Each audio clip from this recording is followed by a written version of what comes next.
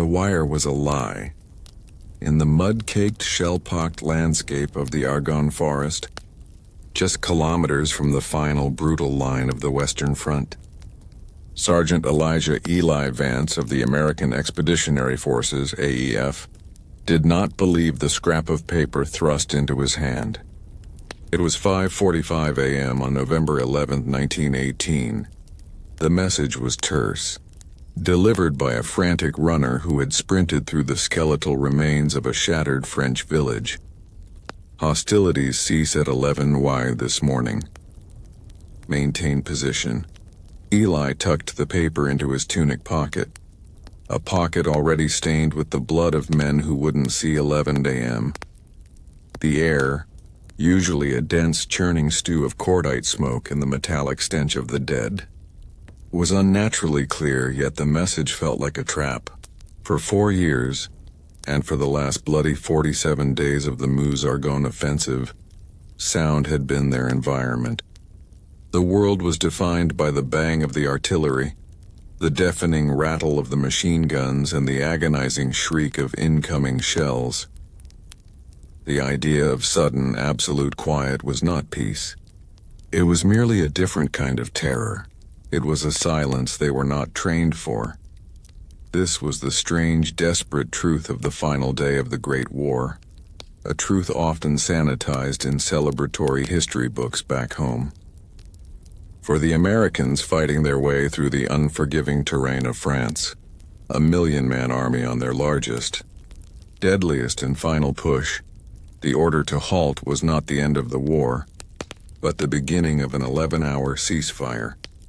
11 hours that General John J. Pershing, commander of the AEF, refused to see as a truce. Pershing, obsessed with securing an unconditional victory that would leave no doubt of American power, gave no general order to suspend offensive action.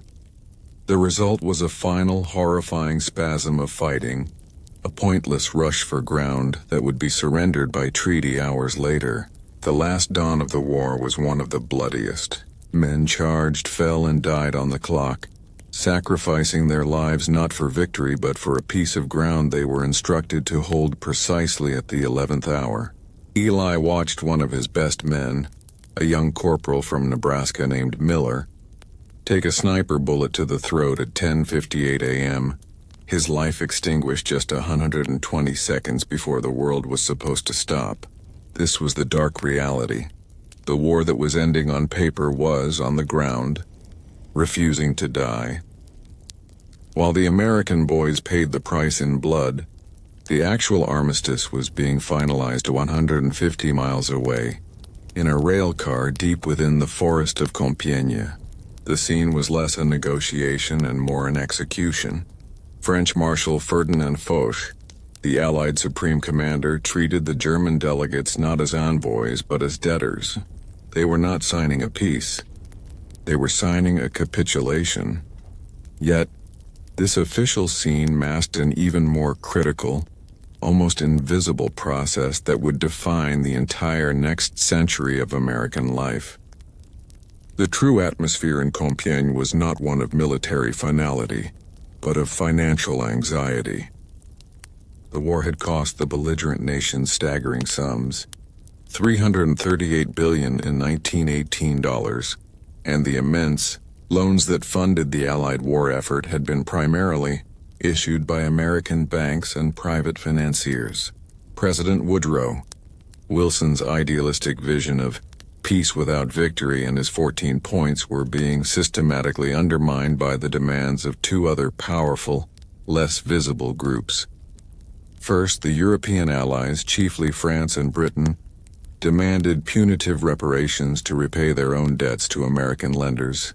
Second, and far more insidiously, a small, highly influential delegation of American banking representatives was already in Paris, whispering to the negotiators. Their primary non-negotiable demand was not territorial. It was fiscal.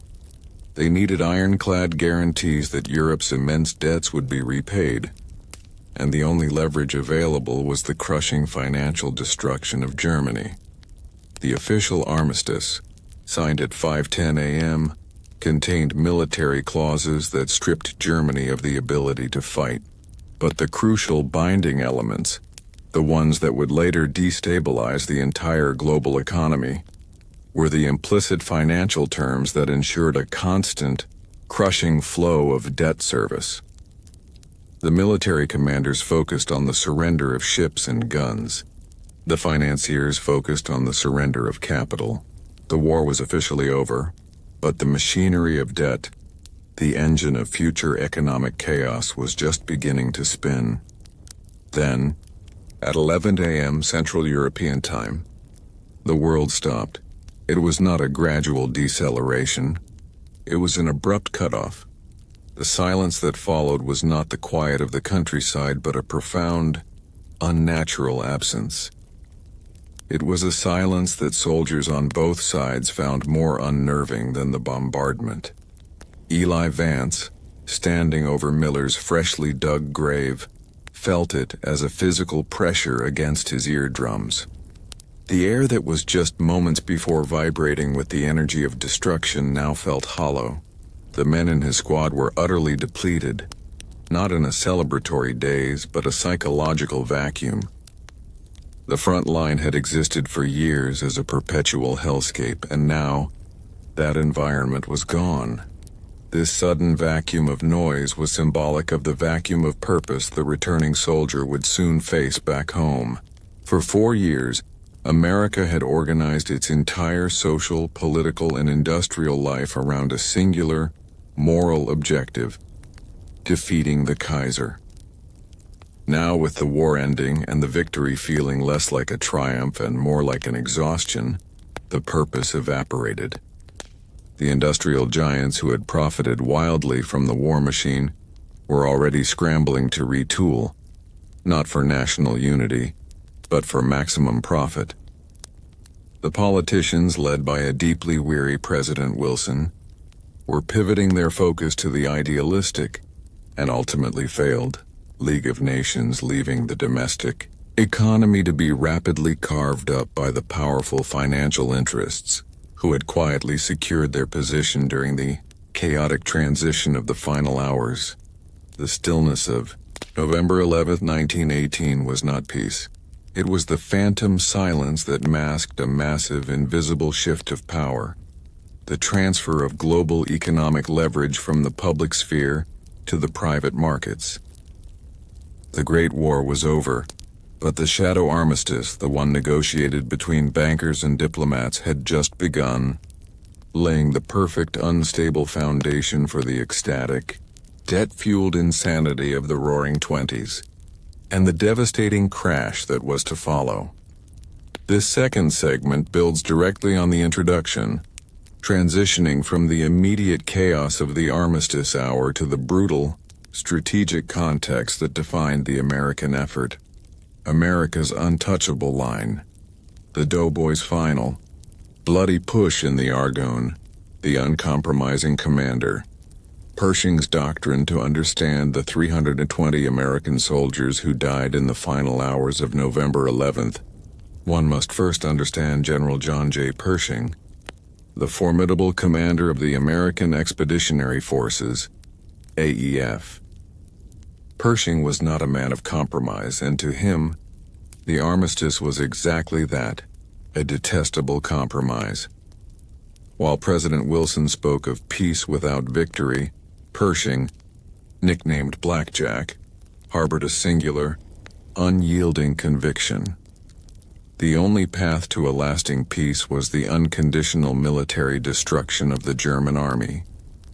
He believed that anything less than total victory, anything short of American troops marching deep into German territory, would allow the German public and political class to rationalize defeat as a political betrayal rather than a military failure. This was the genesis of the corrosive Dolchstoßlegende, or stab-in-the-back myth, and Pershing was determined to physically prevent it. For this reason, when the armistice was signed at 5:10 a.m. with an 11 o'clock ceasefire, Pershing issued an order that has haunted military history ever since. He did not issue a stand-down. He did not order a precautionary retreat.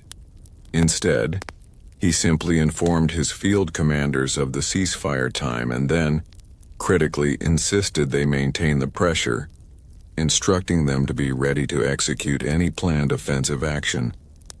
This order was not negligence. It was a deliberate act of strategic cruelty. It was a commander, consumed by the desire for decisive historical victory, using the final 6 hours of the war to ensure the German retreat was a rout. The American forces were to advance, seize every possible kilometer and drive home the point of defeat right up to the final, fatal second. It was an exhibition of national resolve that came at an unforgivable price. The stage for this final, bloody chapter was the Argonne offensive, the largest and deadliest operation in U.S. military history. For 47 relentless days from September 26 to November 11, the AEF had been tasked with a near-impossible objective: breaking through the dense, fortified wilderness of the Argonne forest and driving toward the vital German railway hub at Sedan. The Americans faced a labyrinth of German-engineered defenses, deep trenches, thick belts of razor wire, and the relentless fire of machine gun nests strategically placed on steep rolling hills. Worse, the inexperience of many American divisions coupled with a command structure still learning the brutal logistics of large-scale European war meant that U.S. casualty rates were horrifyingly high. By the eve of the Armistice, the AEF had suffered over 120,000 casualties. The narrative of American heroism during this period became central to the national identity, a story of the young, energetic doughboys finally turning the tide of a stalemated European war. But in the final days, the push was no longer about strategic necessity. It became a grim, relentless grind. In the mud-caked, shell-pocked landscape of the Argonne forest, just kilometers from the final brutal line of the Western Front, Sergeant Elijah Eli Vance of the American Expeditionary Forces, AEF, did not believe the scrap of paper thrust into his hand. It was 5:45 a.m. on November 11, 1918. The message was terse, delivered by a frantic runner who had sprinted through the skeletal remains of a shattered French village. Hostilities cease at 11 this morning. Maintain position. Eli tucked the paper into his tunic pocket, a pocket already stained with the blood of men who wouldn't see 11 a.m. The air, usually a dense, churning stew of cordite smoke and the metallic stench of the dead, was unnaturally clear, yet the message felt like a trap. For 4 years, and for the last bloody 47 days of the Argonne offensive, sound had been their environment. The world was defined by the bang of the artillery, the deafening rattle of the machine guns, and the agonizing shriek of incoming shells. The idea of sudden, absolute quiet was not peace. It was merely a different kind of terror. It was a silence they were not trained for. This was the strange, desperate truth of the final day of the Great War, a truth often sanitized in celebratory history books back home. For the Americans fighting their way through the unforgiving terrain of France, a 1,000,000-man army on their largest, deadliest and final push, the order to halt was not the end of the war, but the beginning of an 11-hour ceasefire. 11 hours that General John J. Pershing, commander of the AEF, refused to see as a truce. Pershing, obsessed with securing an unconditional victory that would leave no doubt of American power, gave no general order to suspend offensive action. The result was a final, horrifying spasm of fighting, a pointless rush for ground that would be surrendered by treaty hours later. The last dawn of the war was one of the bloodiest. Men charged, fell, and died on the clock, sacrificing their lives not for victory, but for a piece of ground they were instructed to hold precisely at the 11th hour. Eli watched one of his best men, a young corporal from Nebraska named Miller, take a sniper bullet to the throat at 10:58 a.m. His life extinguished just 120 seconds before the world was supposed to stop. This was the dark reality. The war that was ending on paper was, on the ground, refusing to die. The soldiers, exhausted, ravaged by the Spanish flu, and operating on rumors of peace, were asked to pay the ultimate cost for a victory that was already signed and sealed.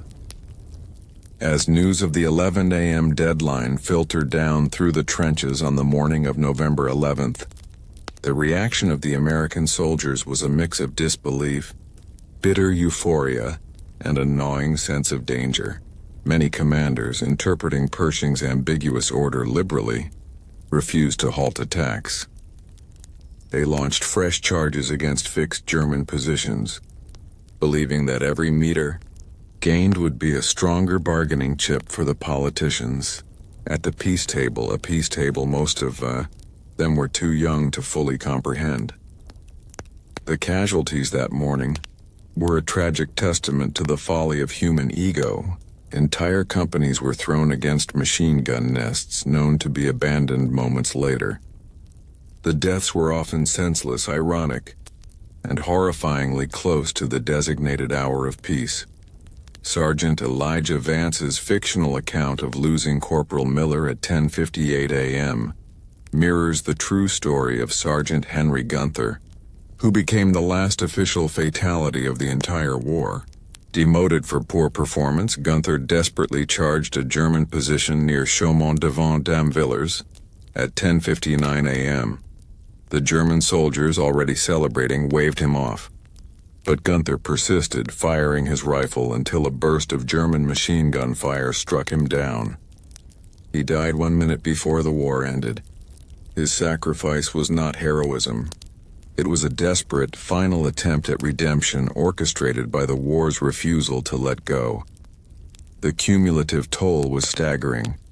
Nearly 3,000 casualties, killed, wounded, or missing, were recorded on November 11th alone. This daily casualty rate exceeded the average of the previous days of intense combat.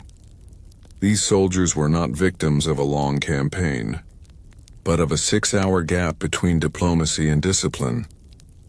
The sacrifices made by the doughboys in those final hours, the price paid for America's untouchable line, achieved Pershing's military goal. The German army retreated, defeated, never setting foot on American soil. This clear military victory was essential for cementing the narrative of America as the decisive force. A nation unscarred by the trench warfare that had exhausted Europe.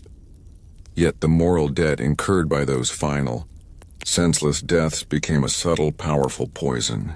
The soldiers who survived carried home not only the trauma of the trenches, but the quiet, burning resentment of having watched friends die for a few worthless yards of French mud, hours after the fight was decided.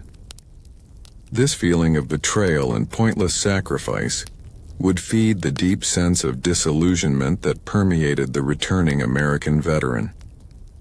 It was this psychological wound, this feeling of having been expended needlessly, that amplified the disconnect between the veteran and the jubilant, untouched American home front. The country celebrated a glorious, clean victory, unaware that the final push had been engineered by a general's uncompromising ambition, creating a class of returning soldiers who felt deeply cynical about the government and the financial elite who had profited from their blood. The seeds of the future anti-war sentiment, the distrust of authority and the desire for radical change were sown in that final, bloody push in the Argonne. The price of America's untouchable line was a generation's disillusionment, which, combined with the financial forces set in motion in Compiègne, would ultimately shatter the social and economic stability of the 1920s. In the quiet, cloistered study of the White House, far removed from the stench and chaos of the Argonne, President Woodrow Wilson faced a calculus more harrowing than any battle plan: the cost of continuing the war. Wilson was an idealist, an academic who had been forced by German aggression into the role of a wartime president. Unlike the European leaders who were exhausted by 4 years of siege, Wilson felt America held the moral high ground and the military momentum. He had convinced the American people to fight not for territory or gold, but to make the world safe for democracy. Yet by October 1918, the moral ledger of the war was flashing red. The president received daily updates that painted a grim picture. The American effort was enormous, requiring the constant shipment of hundreds of thousands of men, supplies, and money across an ocean still prowled by U-boats. The AF was growing rapidly, but so too were the casualty lists, not just from bullets but from a silent, invisible killer that was proving deadlier than all the artillery combined. The Spanish flu, the invisible enemy, the flu's staggering toll, the 1918 influenza pandemic, often a footnote in the Great War's history, was a seismic force in Wilson's decision for peace. The virus thrived in the cramped, unsanitary conditions of military camps and transport ships. It had swept through American training bases, infecting troops before they even embarked. Once in Europe, it devastated both sides, but it was particularly brutal on the young, strong men who formed the backbone of the military. The statistics were staggering and impossible to hide. In the U.S. Army alone, the Spanish flu would ultimately claim more lives than German bullets. The illness decimated entire divisions, incapacitating men faster than reinforcements could arrive. The epidemic was a logistical nightmare, slowing troop movements, overloading field hospitals, and crippling supply chains. The president grasped the terrifying implication. A prolonged war into 1919 meant potentially millions more casualties, many of them lost not to a noble fight, but to a microscopic pathogen indifferent to political aims. Wilson's desperate calculus centered on this. Every day the war continued, the more American lives were forfeited and the moral justification for the intervention eroded. To end the killing, both military and viral, became his paramount secret objective. This hidden pressure from the pandemic added an urgency to the Armistice negotiations that the public and the firebrand generals did not comprehend. Wilson's decision to pursue the armistice based on his idealistic 14 points, rather than demanding the unconditional surrender advocated by his top commander, created a sharp, internal rift that exposed the two competing visions for America's future. General John J. Pershing, determined to teach Germany a lesson, vehemently opposed any armistice that did not include the total occupation of German soil. Pershing's telegrams to Washington argued that a ceasefire would merely give the Germans time to regroup and create a political myth of betrayal. He demanded the war continue until the German will was utterly crushed by invasion. Wilson, however, saw Pershing's ambition as a perilous extension of European war logic. He recognized that Pershing's desired final 10 days would cost hundreds of thousands of American lives, an unthinkable sacrifice given the diplomatic opportunity at hand. Wilson's telegrams, though diplomatic in tone, cut through the general's military bluster. The goal was not maximum humiliation, but durable peace.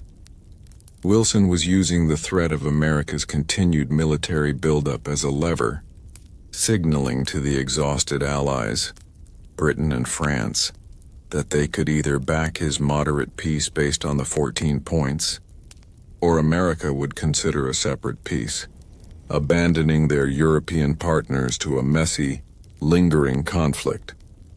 This veiled threat gave Wilson the necessary leverage to push through the armistice, forcing the European allies to concede to a non-punitive framework before the Treaty of Versailles negotiations could begin. The armistice, effective at the 11th hour, was the culmination of Wilson's desperate moral calculation. He spared potentially 1 million or more lives that would have been lost in the planned 1919 spring offensive and the relentless spread of the flu. The telegram that ordered the ceasefire was, in that immediate sense, the greatest life-saving order in American history. Yet Wilson paid a heavy price for his peace. To secure the armistice, he was forced to compromise on the purity of his 14 points, making vague, critical concessions to the Allies' demands for financial indemnities. He implicitly agreed to let the French and British interpret the final financial settlement, believing he could correct any injustices later through the power of his League of Nations. This was Wilson's profound miscalculation. He underestimated the cynical financial hunger of the European allies, particularly in their demand for German reparations. He ignored the warning signs of his own domestic political vulnerabilities, the isolationists in Congress, who would later destroy his League of Nations dream. Crucially, he failed to recognize that his peace based on principle was immediately contaminated by the shadow armistice signed in the background, the financial deal that ensured Europe's debt to American bankers would be repaid on the backs of a defeated and destabilized Germany. Wilson had won the moral victory of ending the fighting and saving lives, but he lost the practical war for a just peace. The moment the ceasefire took effect, the focus shifted from his noble vision to the hard, cold reality of national debt and economic control. The stage was perfectly set for the next chapter, a celebration built on wartime, profits, and a fundamental instability that would inevitably lead to collapse. The official record states that the German delegation met with Marshal Foch and a small group of Allied military and diplomatic leaders in the private railway car at Compiègne. The world remembers the heavy military terms of the armistice, the surrender of warships, artillery, and the evacuation of occupied territory. Yet history has largely forgotten the unofficial, yet infinitely more powerful, delegation that operated just behind the scenes, America's financial architects. While President Wilson was preoccupied with the idealistic dream of the League of Nations, his personal envoy, Colonel Edward Mandell House, a pragmatic dealmaker and Wilson's most trusted advisor, was the bridge between Washington and the European powers. But House was not alone. In Paris, just an hour from the armistice negotiations, was a discreet, highly influential delegation of American financiers, men whose interests were inextricably linked to the continued financial solvency of Britain and France. The most potent of these forces was the towering figure of J.P. Morgan and Cumbers. Long before America officially entered the war, the House of Morgan had served as the chief financial agent for Britain and France, facilitating the purchase of billions of dollars worth of American war materials. These deals were funded by massive loans issued by private American banks to the Allied governments. By 1917, these European nations had effectively run out of collateral, threatening the collapse of the entire Allied financial structure, and critically, jeopardizing the vast fortunes American financiers had staked on their victory. When the U.S. government entered the war in 1917, it took over much of the lending through the Treasury. However, the initial private loans, the Morgan debts, remained a looming priority. The American financial elite's objective in 1918 was simple and brutal. They needed ironclad assurance that their European debtors, Britain and France, would be repaid. The armistice provided the perfect mechanism.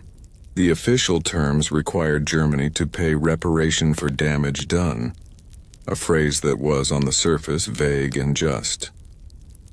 But the American financial community, through the influence of Colonel House and other Treasury officials, helped ensure that Britain and France were given the political and legal space to interpret that damage to include the cost of the war itself.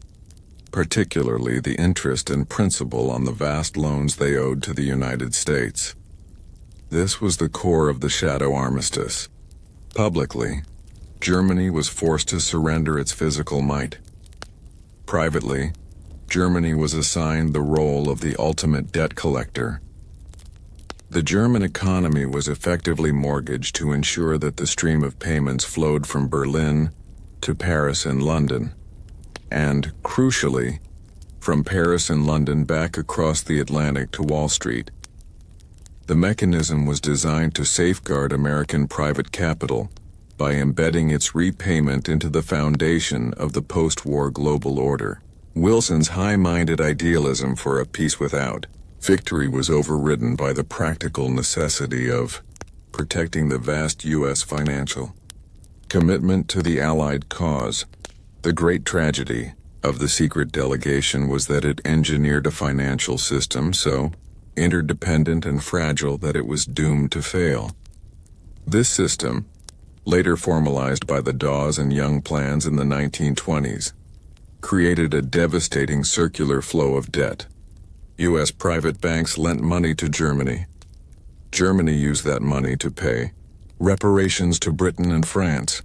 Britain and France used those reparations to pay their war debts to the U.S. Treasury and private American lenders.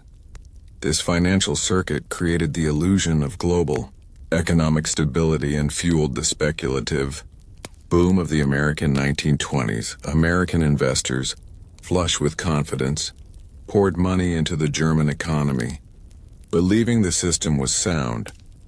The price of this peace was the structural instability of the world economy. When American credit dried up, as it inevitably would with the lure of higher returns at home, the entire chain would snap. Germany would default, Britain and France would stop payments, and the system would instantly seize. This is precisely what happened after the Black Tuesday crash of 1929. The subsequent Great Depression was not an isolated event, but the inevitable final chapter of the Shadow Armistice, signed in that railway carriage in 1918. The men in the hidden delegation had secured the immediate future of American finance, but in doing so, they ensured that the economic chaos of the European war would not be contained. Instead, it was simply delayed, packaged as German debt, and transmitted across the Atlantic where it waited to detonate, destroying the roaring Twenties and plunging America into its deepest economic crisis. By November 1918, the United States was the world's ultimate creditor. The American government, primarily through the Treasury, had loaned its allied partners, Britain, France, Italy, and others over $10 billion during the war, the equivalent of over $200 billion today. More critically, immense private loans arranged by powerful firms like J.P. Morgan and Co. preceded this government lending. Wall Street had a colossal vested interest in an Allied victory that would ensure repayment. This mountain of debt was the true, untouchable line that defined America's calculus for peace. President Wilson's pursuit of the League of Nations was noble, but his political agenda was underpinned by an unstated financial reality. America could not allow its European debtors to collapse. If the Allies defaulted, it would not only crater the U.S. financial system but invalidate the immense profits made during the war. The armistice was merely the military ceasefire. The real battle was fought over the reparations language in the peace process. The man who would, a few years later, become the face of this financial restructuring was Charles G. Dawes, a Chicago banker, former U.S. Army general, and future vice president. Though his major work, the Dawes Plan, was not formalized until 1924, Dawes represented the perfect fusion of American financial power and political influence that ensured the post-war system served Wall Street's interests. The ultimatum delivered by America's financial representatives was clear. The Allies, especially France and Britain, could not expect the U.S. to forgive its war loans unless they, in turn, secured a mechanism to pay them. That mechanism had to be Germany. The bankers' strategy was ingenious and cold-blooded. Convert the inter-allied debt into German liability. The War Guilt Clause, Article 231, Versailles. This clause, stating Germany accepted responsibility for the war, was presented as a moral necessity. In reality, it was the essential legal foundation for demanding limitless payments that far exceeded military destruction, specifically allowing the Allies to fold the cost of their own U.S. war loans into German reparations. The separation lie. The U.S. officially insisted that the inter-allied debt, what Allies owed America, was completely separate from German reparations, what Germany owed the Allies. This was a political facade. In practice, the payment flows were designed to be linked, creating a circular payment system where German money ultimately flowed back to New York and Washington. The chaos of Germany's hyperinflation in the early 1920s finally forced American bankers to act directly, resulting in the Dawes Plan, a masterpiece of financial engineering that was supposed to solve the reparations crisis but actually codified the system's fatal flaw. The plan, championed by Charles G. Dawes and highly supported by the J.P. Morgan network, was built on a series of financial guarantees. The initial loan. Germany was given an immediate, stabilizing loan of 800 million gold marks, 200 million dar, primarily floated by American banks. The payment schedule. Germany was given a more realistic payment schedule, starting small and increasing over 5 years. The collateral. As security for these payments, foreign supervision was imposed on German finances, and creditors received interest-bearing mortgages on German industry and railways. The Dawes Plan was brilliant precisely because it made Germany creditworthy again. American investors seeking higher returns than they could find in the booming U.S. market poured capital into Germany. This established the toxic financial dependency. The system was a house of cards built on cheap American credit. It created the illusion of prosperity for the entire latter half of the 1920s. Germany's economy seemed to recover. Britain and France appeared solvent, and America enjoyed a spectacular bull market driven by global confidence and investment. The fateful debt that sealed Germany's fate was not the original war cost, but the new private debt issued under the Dawes Plan. This new debt, owed primarily to Wall Street, made Germany a perpetual debtor, forever dependent on the flow of American capital. It also meant that the entire global economy was now a single, fragile organism. When the lure of the booming American stock market finally led Wall Street banks to pull their capital back from Europe around 1928, the German financial system instantly seized up. The circular payment chain snapped. Germany could no longer pay reparations. The Allies could no longer pay their debts, and the vast interlocking system of global credit collapsed. The bankers' ultimatum had protected American capital from the initial war, but by delaying the true financial cost and repackaging it as German debt, they ensured that the economic devastation would return to America with cataclysmic force in 1929. The Armistice of November 11, 1918, was a military agreement. The definitive Treaty of Versailles, signed 7 months later, was supposed to be the legal and moral covenant for peace. But for America, the true binding document was not the one signed by diplomats, but the lost clause, the unsigned rider governing the massive inter-allied debt, which was successfully buried from the public and, crucially, from the United States Congress. The financial arrangement engineered by American banking interests and Colonel House was brilliantly deceptive.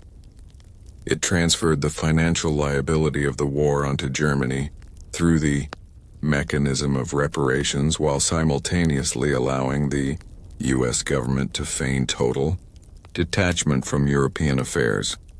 The key to this deception was President Wilson's staunch refusal to link the U.S. government's $10 billion in war loans to the Allies with the reparations demanded of Germany. Britain and France argued they should only be required to pay the U.S. Treasury what they could collect from Germany.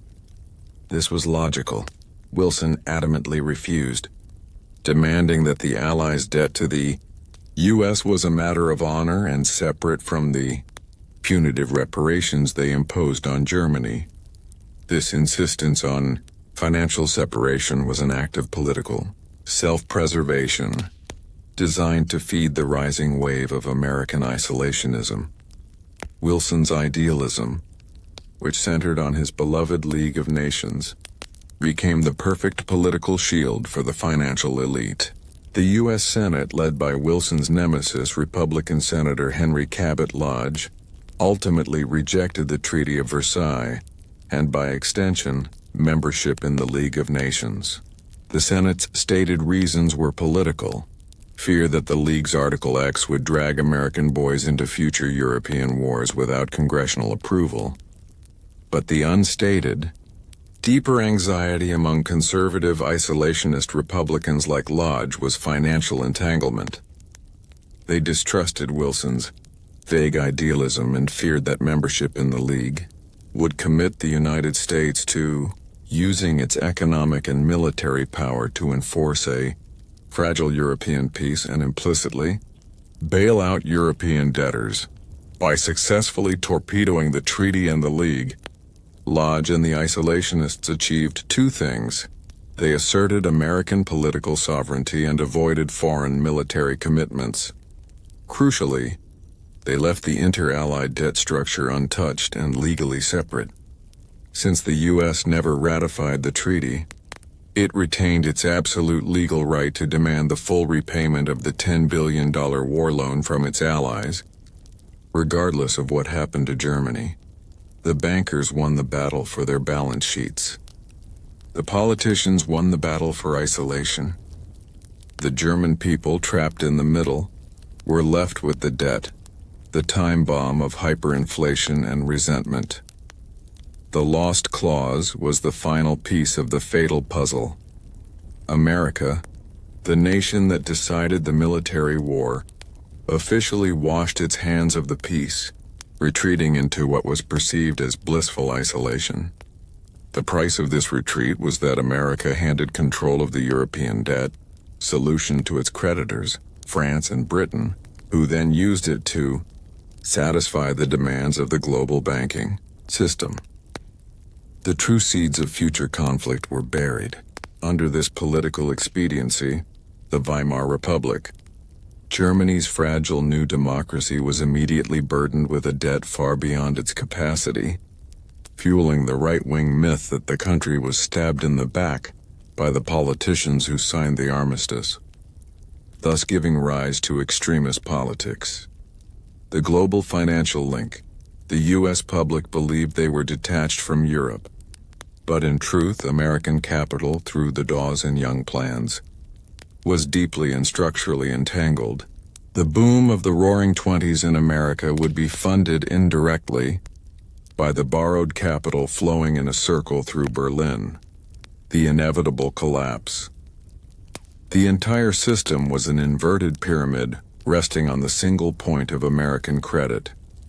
When that credit failed, when the 1929 crash made American banks demand their money back, the German economy would instantly stop. The European financial system would seize, and the Great Depression would be instantly transmitted back to the debt's original architect, the United States. The final telegram of the war ended the fighting, but the lost clause, the economic policy of self-interest and calculated separation, guaranteed that America's next great tragedy would be financial, an economic echo of the European war it thought it had escaped. The narrative now shifts from the immediate aftermath of the war to the dizzying, deceptive prosperity of the 1920s. The Armistice was signed, but the war for public perception was just beginning. President Woodrow Wilson had established the Committee on Public Information, CPI, led by journalist George Creel, to mobilize public support for the war effort. This agency was the largest propaganda machine America had ever created, and its mandate was simple: control the narrative.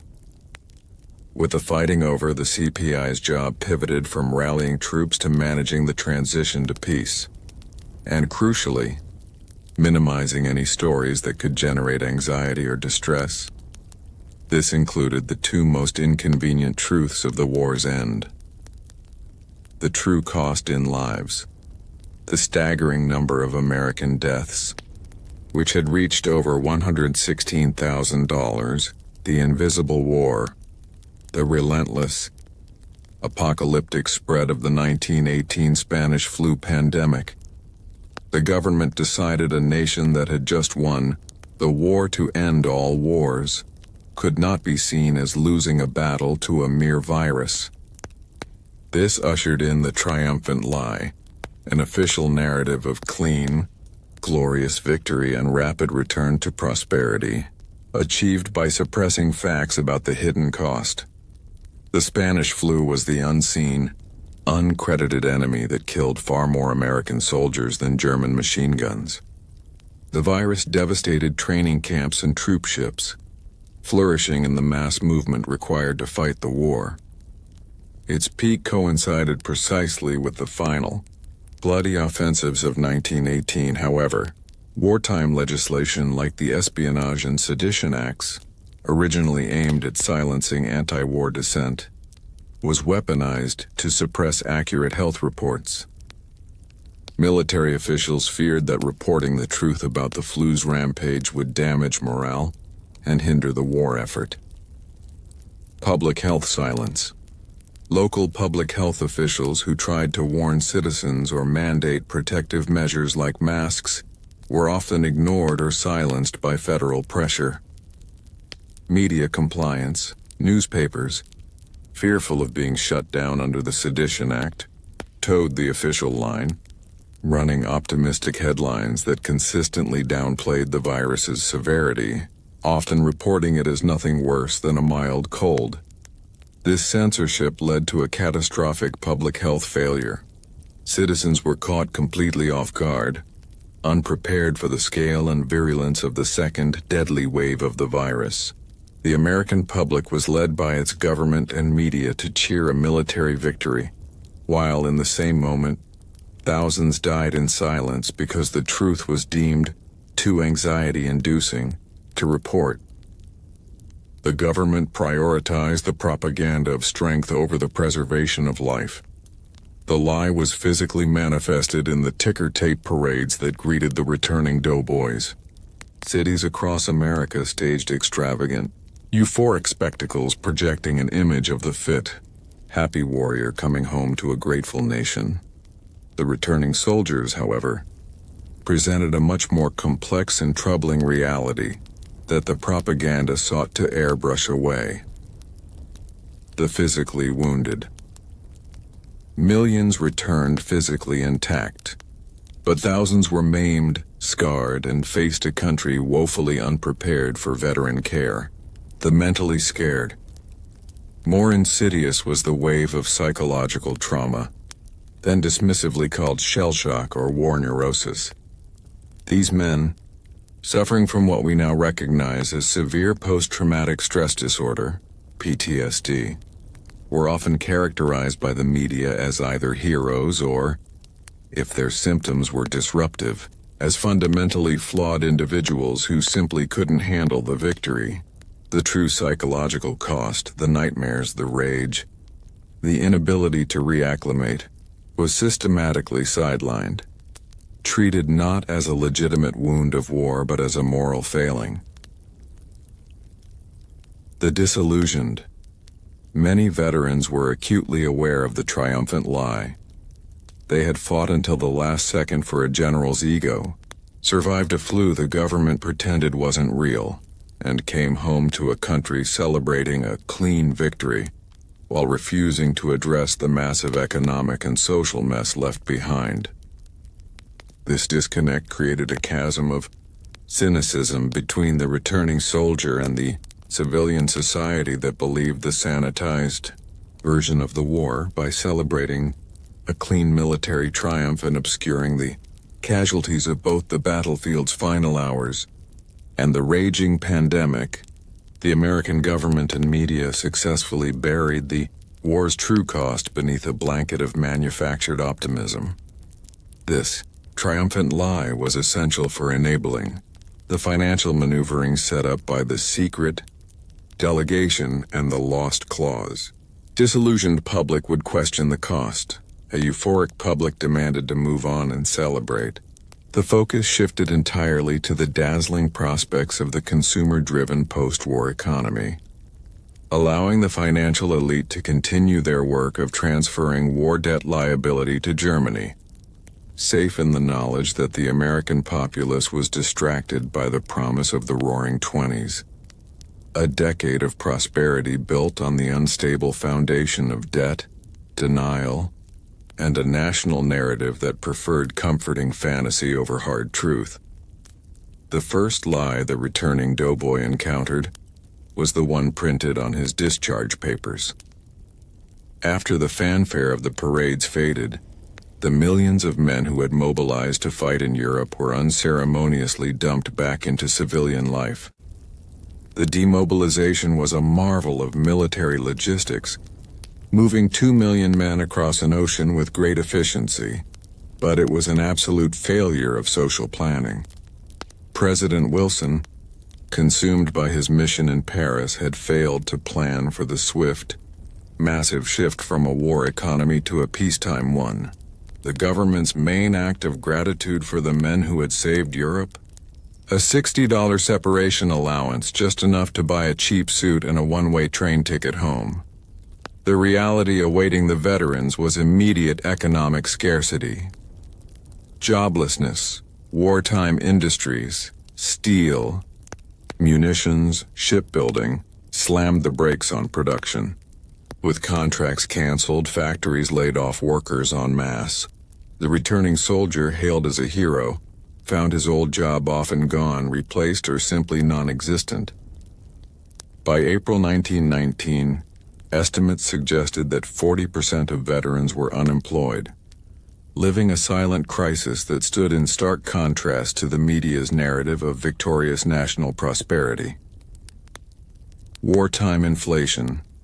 The returning soldiers' savings were rapidly eaten away by the post-war inflationary spike. The peace they had secured brought rising prices and an increasingly expensive existence, shattering the American dream they were told they had fought to preserve. The irony was not lost on the men. They had stabilized the financial system for Wall Street, but were left personally bankrupt. They were celebrated as saviors, yet treated as an inconvenient surplus by the very nation they had protected. Adding insult to injury was the fundamental, bewildering cultural shift that had occurred while the men were overseas. On January 16, 1919, barely 2 months after the Armistice, the 18th Amendment establishing prohibition was ratified. The constitutional ban on intoxicating liquors took effect a year later. The clash was immediate and profound.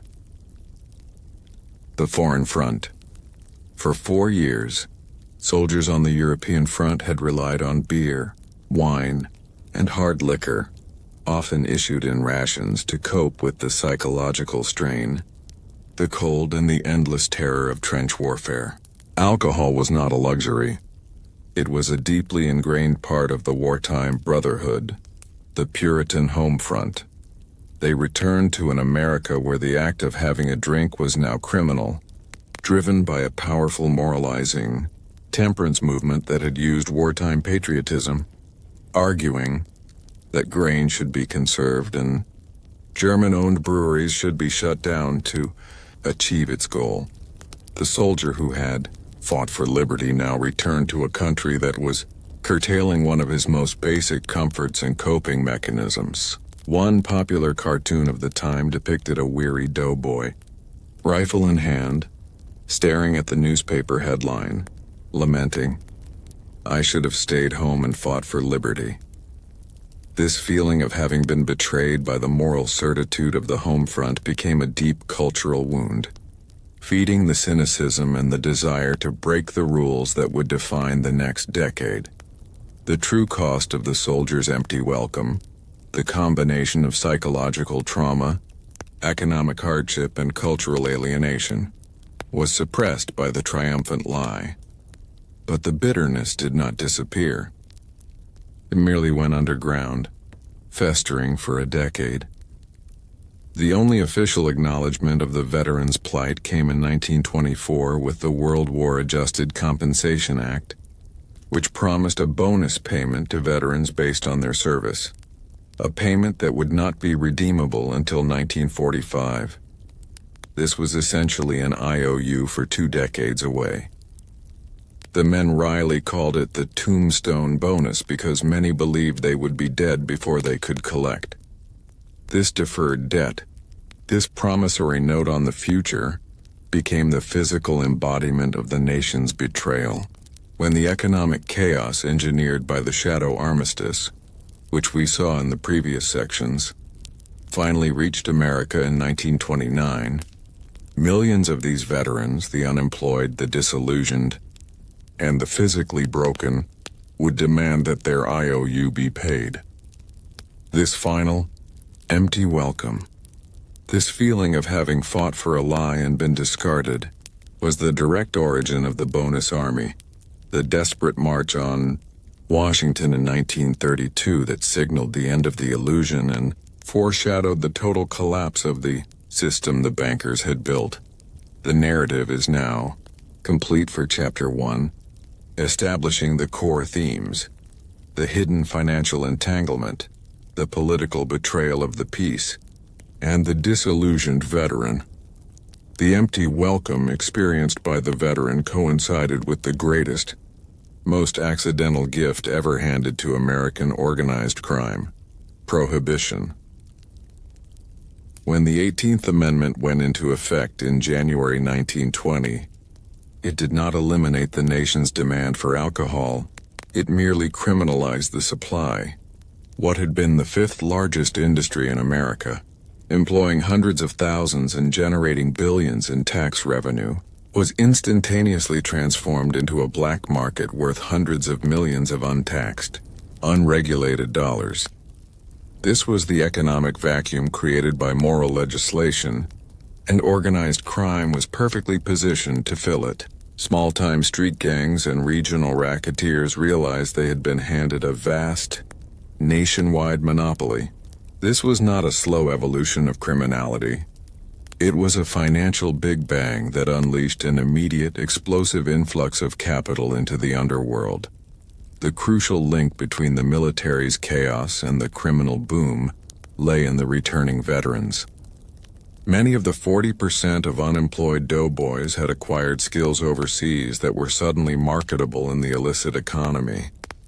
Logistics and smuggling, ex-transport officers, truckers and shipmen, skilled in coordinating the complex, high-stakes supply chains of the AF, became bootleggers, running alcohol across the Canadian border, down the coasts, and through the Great Lakes. Violence and enforcement, soldiers trained in open warfare, machine guns, and disciplined violence became the torpedoes and armed enforcers for rival gangs, providing the necessary muscle to protect territories and eliminate competition. Prohibition did not just make criminals rich, it made them financiers.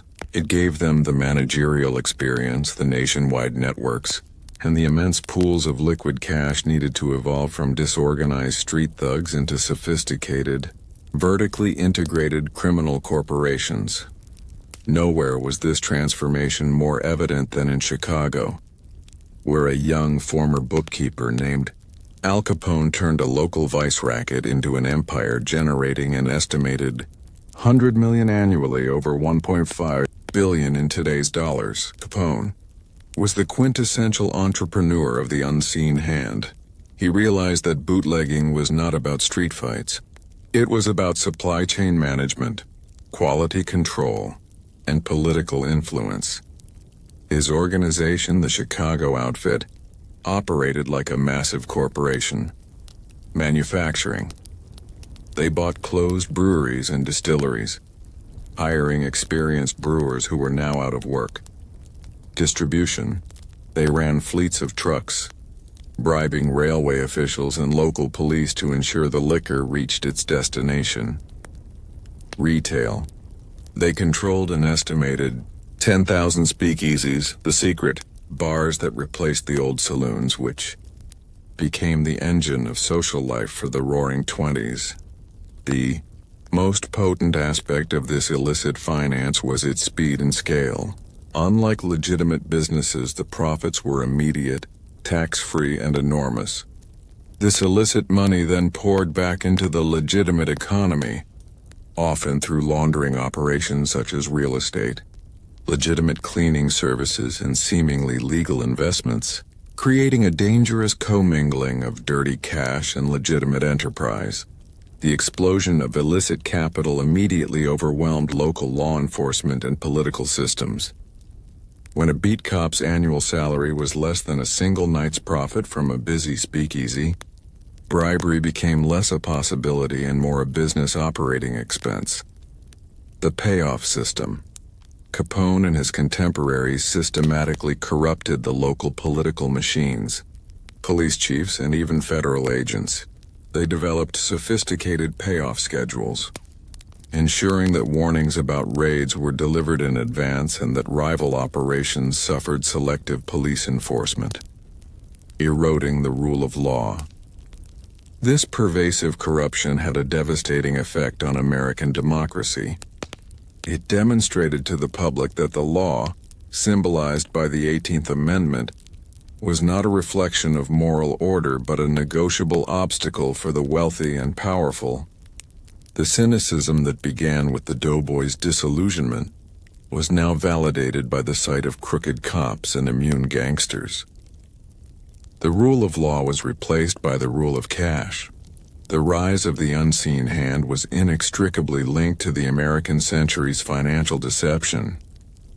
The immense unregulated wealth generated by organized crime created a cultural landscape, the speakeasies, jazz, and liberated social atmosphere that distracted the American public from the deep, structural flaws in the banking system. The illicit finance of Prohibition became a perverse reflection of the licit finance of Wall Street. Both were fueled by massive amounts of rapid, speculative, and ultimately unstable capital. While Wall Street was creating a massive debt circle with German bonds, the mob was creating a massive cash circle with illegal liquor. Both cycles were built on a contempt for regulation and a belief in perpetual growth. By the time the Roaring Twenties reached its peak, the nation was floating on two parallel streams of precarious finance, one legal, one illegal, both set up by the hidden consequences of the Great War, and both destined to crash when the foundation of credit finally gave way. The cultural explosion of the 1920s, the Roaring Twenties, was not merely a celebration of prosperity. It was a collective act of psychological denial. The Great War had shattered the fundamental Victorian beliefs of the pre-1914 world, the certainty of progress, the sanctity of traditional morality, and the moral authority of institutions. A generation that had witnessed the industrial-scale slaughter of the trenches, only to return home to the chaos of the flu and the betrayal of the empty welcome, needed an escape hatch from reality. Fatal optimism became the national coping mechanism. If traditional values had led to the most barbaric war in human history, then the new generation's purpose was to embrace the opposite: hedonism, novelty, and speed. The objective was simple: build a new world so dazzling and so loud that the traumatic memories of mud, Gas and death and the nagging economic anxieties could not penetrate it. The sound of this rebellion was jazz, originating largely from African American communities in the South and migrating north. During the Great Migration, jazz became the radical, urban soundtrack of the age, rhythm of rejection. Its syncopated rhythms, improvisation, and departure from rigid European musical structures perfectly mirrored the cultural break with tradition. It was fast, sensual, and to older conservative Americans, deeply unsettling. The speakeasy incubator, jazz thrived in the dark, crowded intimacy of the speakeasies, the illicit bars funded by organized crime, as detailed in the previous section. Here, prohibition, intended to enforce morality, instead created a subversive meeting ground where defiance was celebrated, and the profits fueled the unseen economy. This convergence of illegal money and radical culture defined the era. No figure better embodied this break with the past than the flapper. She was the antithesis of the restrained, corseted woman of the Victorian age, the same woman who had often led the moral crusade for prohibition. The flapper was a deliberate, visual rejection of the era that produced the war, fashion of freedom. She wore short skirts, bobbed her hair, and applied heavy makeup. These were not mere fashion statements. They were declarations of sexual and social independence. Defiance as socializing. The flapper smoked in public, drove automobiles, drank illegal liquor, and danced provocative dances like the Charleston. She claimed the freedoms that the returning soldier felt had been stripped away. She represented a generation demanding to live fully and immediately, convinced that tomorrow might bring another unimaginable catastrophe. This fusion of jazz, speakeasy culture, and the liberated flapper generated a powerful, if fragile sense of optimism. The focus was entirely on the now, replacing the old virtues of thrift and future planning with the thrill of consumption and instantaneous pleasure. The fatal optimism required mass participation, and it was powered by a new force, mass consumerism and credit. The industrial capacity built to manufacture arms was swiftly retooled to produce radios, automobiles, refrigerators, and vacuums. American businesses, flush with wartime capital, understood the nation's desire to forget. The solution they offered was material happiness. Advertising as therapy.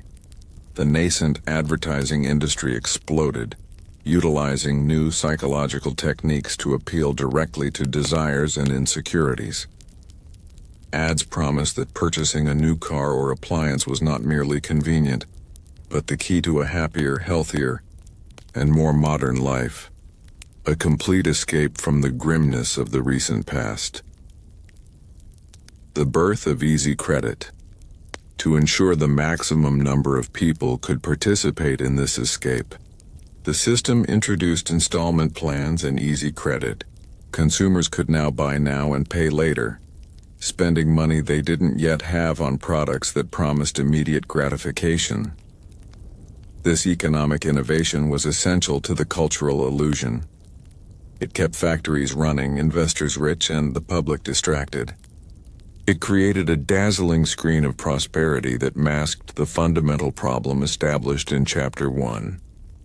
The entire economic foundation was riddled with the unpaid, deferred debt of the Great War.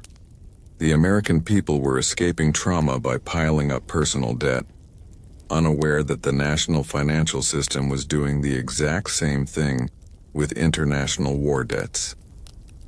The Jazz Age was a beautiful, chaotic, and dangerous party. It was a nation dancing on the surface of a deep structural instability, utterly desperate to forget the war that had already determined its catastrophic future.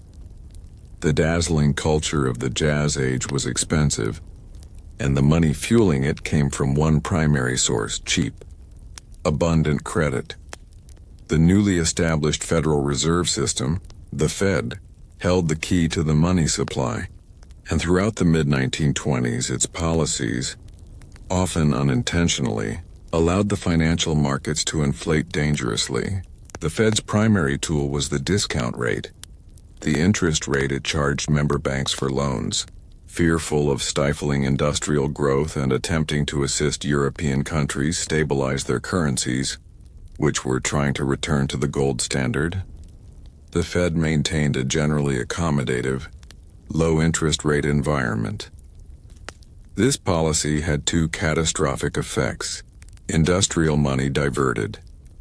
Instead of flowing into manufacturing and commerce, the inexpensive credit was increasingly diverted into financial speculation. Banks found it more profitable to lend money for high-risk, quick-return stock market plays than for steady, long-term business investments. The international gold chain. The low U.S. interest rates inadvertently forced foreign central banks, particularly Britain's, to raise their own rates to prevent gold from fleeing to New York. This tight money policy abroad choked off European economic growth, making it increasingly difficult for Germany to earn the currency needed to pay reparations, thereby tightening the noose on the entire global debt system. The shadow armistice. The result was a false prosperity, a boom driven less by genuine, fundamental economic growth and more by the reckless use of leveraged money. The easy money policies created the greatest speculative frenzy in American history, turning the stock market into a national obsession. The true value of assets was divorced from reality, replaced by fatal optimism and the mania of get rich quick. The mechanism that inflated this bubble was the practice of buying on margin, the mechanics of madness. An investor could purchase a share of stock by paying only 10% to 20% of the price up front, borrowing the rest from a broker. This worked brilliantly as long as stock prices rose. The borrower could sell the stock at a profit, repay the loan, and keep the difference. The global risk. This margin buying required billions of dollars in call loans to brokers. Much of this money was provided not just by U.S. banks, but by wealthy corporations and even foreign investors. Crucially, as the domestic market became intoxicatingly profitable, American investors began pulling their money back from foreign ventures, specifically, the loans underpinning Germany's ability to pay reparations. This was the core deception. The money used to finance the glittering party on Wall Street was the same capital that was supposed to keep the post-war global financial system from collapsing. The U.S. was essentially pulling the foundation out from under the global debt structure to fuel its own speculative boom.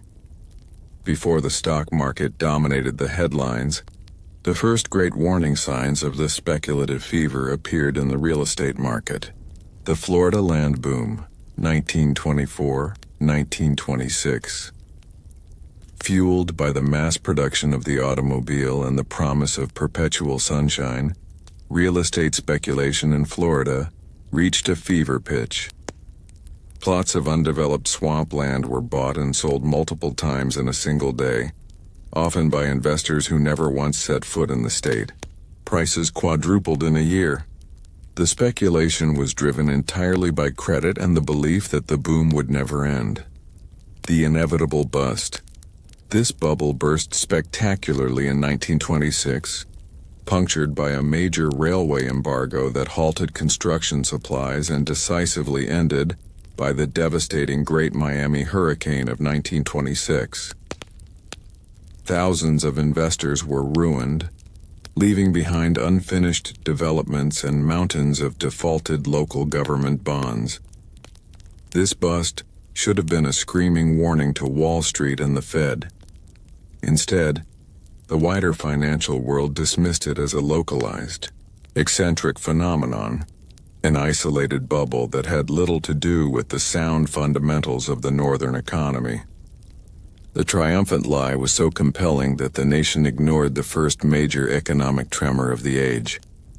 By 1929, the entire American financial system was a vast, leveraged machine dancing on the edge of a pin.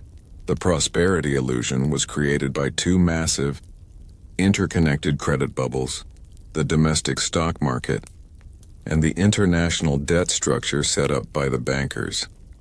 The Great War's unpaid bill, the deferred financial burden, had not gone away. It had been silently integrated into this bubble, disguised by easy money. When the reckless speculation finally peaked and investors began the panicky, unavoidable sell-off in October 1929, the crash would do more than just wipe out fortunes. It would instantly seize up the flow of American credit to Europe, collapsing the fragile German reparation system and turning a domestic market crash into a great global depression. The decade's optimism was merely the last bright glow before the lights went out. Herbert Hoover, elected in 1928, was the quintessential figure of the prosperity illusion. An accomplished engineer, humanitarian, and former Secretary of Commerce, he embodied the national faith in technocracy, efficiency, and American exceptionalism. He genuinely believed the American economy was fundamentally sound, and that its future was secured by the nation's genius and its adherence to the core philosophy of rugged individualism. When the stock market finally collapsed in October 1929, Hoover's immediate response was not one of panic, but of philosophical denial. He was blind to the debt time bomb because his entire belief system rejected its existence. Initial dismissal. Hoover famously sought to reassure the public that the fundamental business of the country is on a sound and prosperous basis. He saw the crash not as a systemic breakdown, but as a severe, self-correcting panic confined to the reckless speculators on Wall Street, the laissez-faire trap. His deepest conviction was that direct federal intervention was dangerous, bordering on socialism. His philosophy dictated that the crisis must be solved through voluntarism, local charity, and self-discipline. He summoned business leaders to the White House and secured their voluntary pledge to maintain wages. A desperate, noble effort that utterly failed against the scale of the collapsing global economy. Hoover's moral courage was admirable, but his adherence to limited government and his political refusal to acknowledge the depth of the crisis turned a sharp recession into the Great Depression. The defining failure of Hoover's presidency lay in his inability or political refusal to see the connection between the domestic stock market crash and the shadow armistice signed a decade earlier. He maintained the political fiction established by Woodrow Wilson, that Allied war debts owed to the U.S. government were wholly separate from German reparations owed to the Allies. He knew that European stability was key, but he was politically bound by a hostile Congress and an isolationist public that demanded foreign nations pay their debts in full. The crisis of 1929 instantly seized the circular debt mechanism. The U.S. speculative boom ended, causing American private banks to demand the return of their short-term loans from Germany. Germany, stripped of American capital, could no longer pay reparations to Britain and France. Britain and France, unable to collect from Germany, were unable to pay their war debts to the U.S. Treasury. The entire system froze. The U.S. market crash was the domestic pinprick that popped the international debt bubble. It took the site of German banks failing in the summer of 1931, a collapse that threatened to wipe out hundreds of millions of dollars in residual American loans, to finally force Hoover's hand. Even then, his action was a reluctant and temporary concession, not a strategic solution. Hoover proposed the Hoover Moratorium, a 1-year suspension of all intergovernmental debt and reparations payments, a political gambit. The moratorium was a desperate attempt to buy time for the global economy to recover, and more cynically, to protect American banks that had invested heavily in Germany during the Dawes Plan years. A triumphant failure. The moratorium was too little, too late. France bitterly resisted, delaying the agreement and allowing panic to spread. When the year-long moratorium expired, the problem was worse. At the Lausanne Conference of 1932, the Allies effectively canceled Germany's reparations, but only on the condition that the U.S. would cancel their war debts. Hoover and the isolationist Congress flatly refused. The U.S. maintained its legal claim on the debts, but the reality was fixed. Europe had defaulted. The shadow armistice had finally collapsed, and the consequences of the 1918 financial manipulations, now a wave of bank failures, industrial paralysis, and mass unemployment, returned to fully consume the United States. Hoover's inherited shadow was the financial legacy of a war that promised democracy, but created debt, and a peace that prioritized bank solvency over global stability. His blindness to the debt time bomb was a reflection of the entire nation's decade-long triumphant lie. The final bitter irony arrived in 1932, when thousands of World War I veterans, the men of the empty welcome and the tombstone bonnet, marched on Washington demanding the cash the government owed them. In a tragic act of final disillusionment, Hoover sent the U.S. Army, led by General Douglas MacArthur, to violently disperse the bonus army. The president, who had campaigned on prosperity, found himself driving the heroes of the Great War from the nation's capital, using military force against his own veterans. The economic chaos wrought by the buried financial schemes of the Armistice was finally visible, manifesting as a brutal confrontation between the state and the very people who had fought for it. The Great Depression was not just an economic collapse.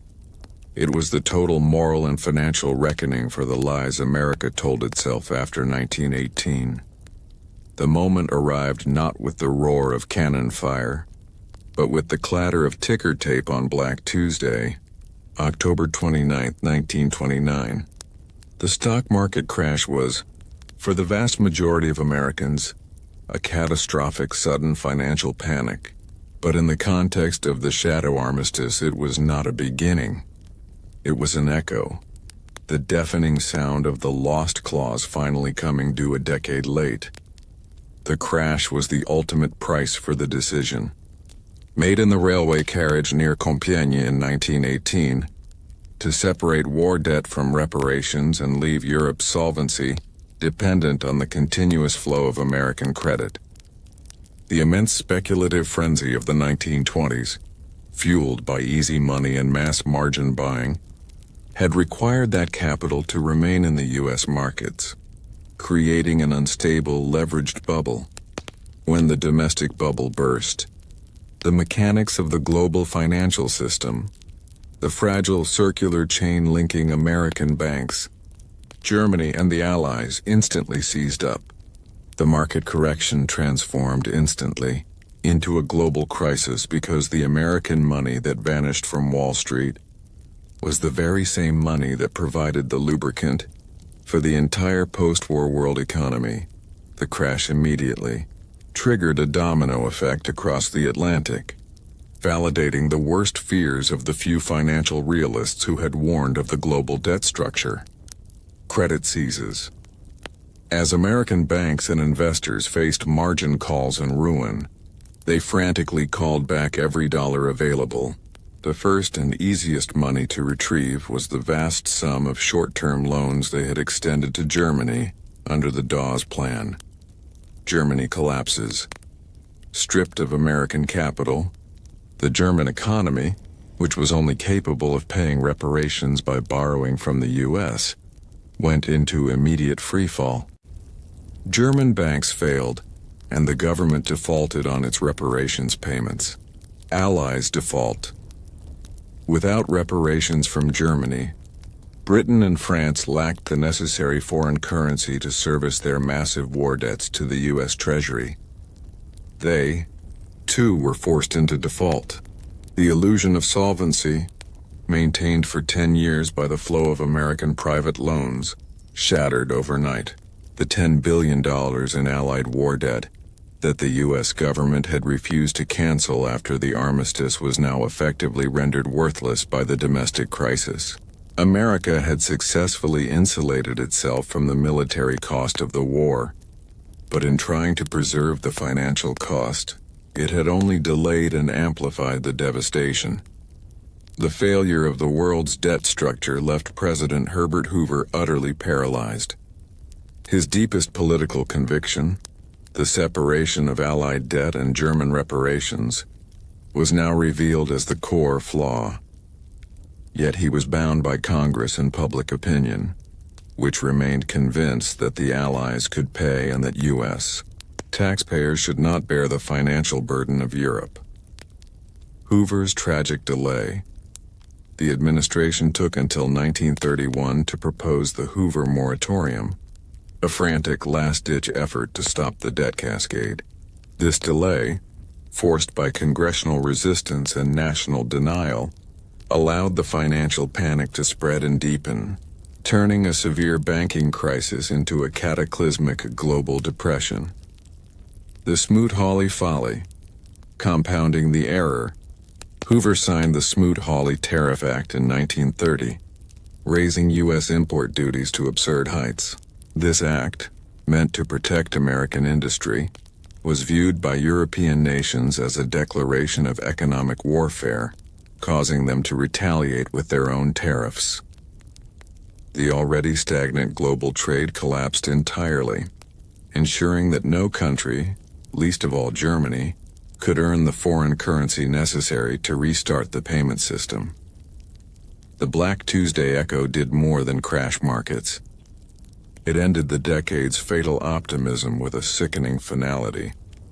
It stripped the government of its competence, the financial elite of their prestige, and the general public of their life savings. The moment the lost clause came due sealed the fate of the disillusioned WWI veterans. The economic shockwave created the mass unemployment that forced them into the final, desperate act of the age, the Bonus Army March on Washington in 1932. The stock market collapse revealed the lie that the doughboys had suspected all along. They had fought and suffered for a victory that was immediately exploited and corrupted by financial forces that left them with nothing but a promissory note. The same political and economic system that engineered a costly, uncompromising final battle in 1918 was now using its military might to drive those very veterans out of the capital. The Black Tuesday echo was the sound of the entire edifice of post-war American hubris tumbling down. It was the moment the hidden debt of the Great War, skillfully masked by the glamour of the Roaring Twenties, became the defining, inescapable reality of the Great Depression. The truth of the link between 1918 and 1929 was not a mystery. It was the ignored prophecy. Just months after the Treaty of Versailles was signed, the brilliant British economist John Maynard Keynes published a scathing denunciation titled The Economic Consequences of the Peace. Keynes, who served as a Treasury representative at the peace talks, resigned in protest and warned the world that the settlement was a Carthaginian peace, a financial demolition of Germany so severe it could only lead to two outcomes: economic ruin and another war. Keynes's core argument, which provides the final clarity for this narrative, was that the Allies demanded reparations far beyond Germany's capacity to pay. By failing to link this punitive financial claim with a strategy for economic recovery, the victors effectively guaranteed that Germany would be structurally unable to function, making it a permanent liability rather than a solvent neighbor. In America, this warning was dismissed as European pessimism. The triumphant lie demanded that the nation believe in a clean victory and an independent, self-contained prosperity. The Black Tuesday echo was not just a stock market crash. It was the abrupt realization that the United States was not isolated. The minute U.S. speculators needed their money back, the demand traveled directly from Wall Street to Berlin, collapsing German banks and confirming Keynes's prediction. The U.S. was forced into a crisis because its former allies could no longer pay the deferred cost of the Great War. The consequences of this uncovered link were profound and total. Political disillusionment. The collapse validated the veteran cynicism and destroyed the faith of the American public. The government had failed to protect the nation not from a foreign power, but from a financial trap it had engineered itself in 1918, the rise of extremism. In Germany, the economic devastation fueled by the reparations, the financial expression of the lost clause, provided fertile ground for the rise of Adolf Hitler and the Nazi Party. The financial wound left open by the Armistice directly led to the political breakdown of the 1930s. A lesson learned. Too late. It took the devastation of the Great Depression for the U.S. to fully understand the principle that the world's economy is a single, interconnected whole. This painful lesson, bought with years of suffering, ultimately informed the policies that ended the Depression and structured the next global conflict. The historical link between 1918 and 1929 teaches that the greatest dangers often lie not in the battles fought, but in the peace that is negotiated. The unseen hand of finance operating behind the scenes of idealism and propaganda created a global structure that protected its short-term gains at the cost of long-term stability. The final, silent truth of the archives is that the Great Depression was not an accident.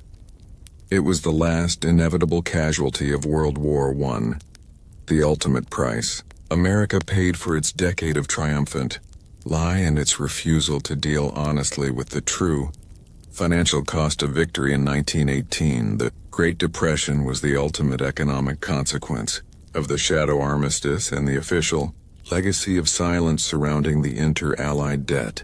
The financial crash of 1929 had violently exposed the interconnectedness of the global economy, forcing the United States out of its chosen isolation. By 1932, following the collapse of the German payment system and the failure of the Hoover moratorium, the European allies, led by Britain and France, held the line they had wanted since 1918. They would only cancel Germany's reparations if the U.S. would, in turn, cancel the Allies' war debts. The U.S. Congress, still politically hostile and reflecting the isolationist public mood, vehemently refused. President Hoover and later President Franklin D. Roosevelt were blocked from officially forgiving the debts. However, with every European nation, save Finland, defaulting on their payments by mid-1933, the American claim became a debt of record only. The $10 billion war loan was never repaid, but it was also never officially forgiven. This political deadlock established a profound precedent. Silence became U.S. policy toward global debt. The U.S. government, unable to collect and unwilling to acknowledge its complicity in creating the debt cycle, simply stopped talking about it, allowing the default to fade into historical background noise. The trauma of the 1929 crash and the subsequent Depression taught America a lesson far more critical than any military victory. Economic stability abroad is essential for prosperity at home. The cost of demanding repayment for a failed system proved infinitely higher than the debt itself. This realization irrevocably altered the definition of American exceptionalism. The old exceptionalism, rooted in political detachment and geographic isolation, died with the debt structure. The new exceptionalism, forged in the ashes of the Depression, was based on economic engagement and leadership. The shadow armistice established a pattern that would be repeated and institutionalized in future crises. Massive U.S. lending, the U.S. funds and supplies global allies in conflict, as with the Lend-Lease Act in World War II. Financial integration. U.S. economic interests become deeply entwined with the global power structure. Debt forgiveness restructuring. The U.S. ultimately agrees to forgive or restructure the debt when crisis threatens, acting as the global creditor of last resort to prevent economic collapse. This learned behavior led directly to the creation of the post-WQD international order. The men who structured the Marshall Plan and the Bretton Woods institutions, the World Bank and the IMF, were the inheritors of the 1918 financial failure. They had witnessed firsthand how failing to stabilize defeated enemies, Germany, and failing to manage inter-allied debt led to global depression and the rise of fascism. The Marshall Plan, in particular, was the official reversal of the shadow armistice. Instead of punishing the defeated and demanding unpayable debt, the U.S. invested billions to rebuild Europe. Recognizing that economic health, not financial vengeance, was the only path to American security. The domestic legacy of the shadow armistice was a pervasive, lingering cynicism that permanently scarred the American relationship with authority. Distrust of finance. The market collapse validated the veterans' early suspicion of the financial elite. The Nye Committee in the mid-1930s, investigating the role of merchants of death, bankers and arms dealers in pushing the U.S. into WWI, gave legislative voice to the belief that the war was fought not for democracy, but for profit. The end of isolation. The experience proved that America could not escape global problems merely by rejecting treaties. The price of that rejection was the deepest economic crisis in history. The cynicism born in the Argonne trenches, fueled by the triumphant lie, and validated by the sight of the army dispersing the bonus army, became a permanent part of the national psyche. It led to the push for financial reforms, culminating in the Glass-Steagall Act, separating commercial and investment banking, and the Securities and Exchange Commission, SEC, direct legislative attempts to dismantle the kind of unchecked financial power that had created the prosperity illusion of the 1920s. The legacy of silence confirms that the seeds of future conflict are often buried in the compromises of peace. The shadow armistice, the unwritten financial rider on the treaty, was not just an economic mistake. It was a profound moral failure. A moment where American political idealism lost to financial self-interest. The result was a decade of artificial prosperity, a devastating depression, and the rise of the political extremism that would ignite World War II. Ultimately, the cost of that silent, unacknowledged debt forced the United States to abandon the old exceptionalism of detachment and embrace the new one. A global economic role defined by massive intervention, debt management, and the reluctant but essential recognition that global financial stability is the true cornerstone of American security.